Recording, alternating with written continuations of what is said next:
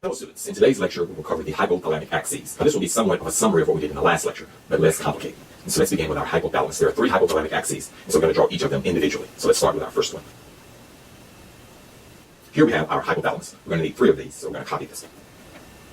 In each case, the hypothalamus activates or stimulates the anterior pituitary gland. So let's indicate the anterior pituitary here. Here we have our anterior pituitary, and we'll need 3 of these, so we're going to copy this one as well. Now we have our common structures. Let's start with our first hypothalamic axis, and this is going to be the one involving the thyroid gland. So let's put our thyroid gland here. For our first axis, now we have all of our structures. Now let's identify the hormones involved. The hypothalamus secretes the hormone, thyrotropin-releasing hormone. So let's indicate that one here. Thyrotropin-releasing hormone activates the anterior pituitary. The anterior pituitary then releases thyroid-stimulating hormone, which activates the thyroid gland. And the thyroid gland secretes thyroid hormone, T3 and T4. This first axis is called the hypothalamic pituitary thyroidal axis. Let's indicate that here.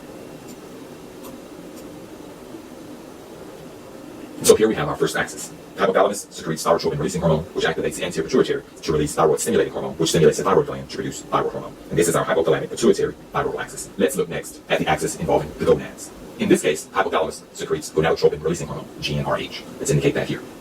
Gonadotropin-releasing hormone stimulates the anterior pituitary to release 2 hormones, luteinizing hormone and follicle-stimulating hormone. Let's indicate those here. Luteinizing hormone and follicle-stimulating hormone stimulate the gonads, the ovaries, and the testes. Let's indicate those here. So here we have our gonads, the ovaries and the testes. The anterior pituitary secretes luteinizing hormone and follicle-stimulating hormone to stimulate the ovaries and testes to produce estradiol and testosterone respectively. Let's show those 2 hormones here. So the gonads secrete estradiol and testosterone. This axis is known as the hypothalamic pituitary gonadal axis. Let's indicate that here.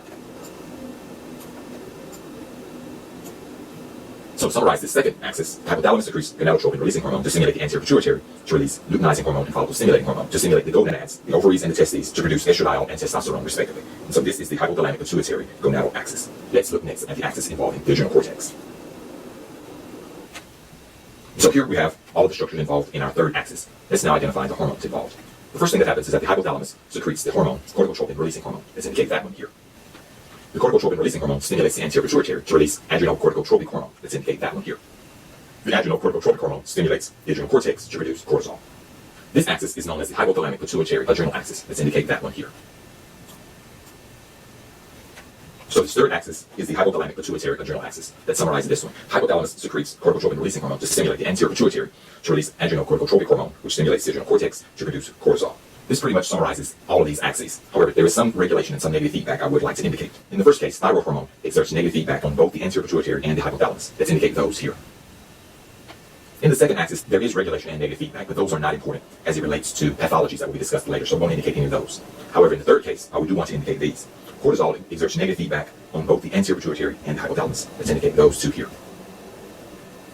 There's one additional aspect of the third axis that I do want to indicate, not because it's important now, but because it will be important when we talk about the pathologies. The anterior pituitary not only secretes adrenocorticotropic hormone, but it also secretes a pre-adrenocorticotropic hormone, and this hormone is involved in the pigmentation of the skin. And so I just want to indicate that one here, so you'll be familiar with it when we talk about pathologies. Again, this pre-ACTH is involved in pigmentation of the skin. The pre-ACTH can go in 2 directions. It can go on to form ACTH or it can go on to form a hormone that's involved in skin pigmentation. And so remember this one when we start talking about pathologies. And so here we have our 3 hypothalamic axes, the thyroidal axis, the gonadal axis, and the adrenal axis. And so that concludes this lecture. Hope that you've learned a lot.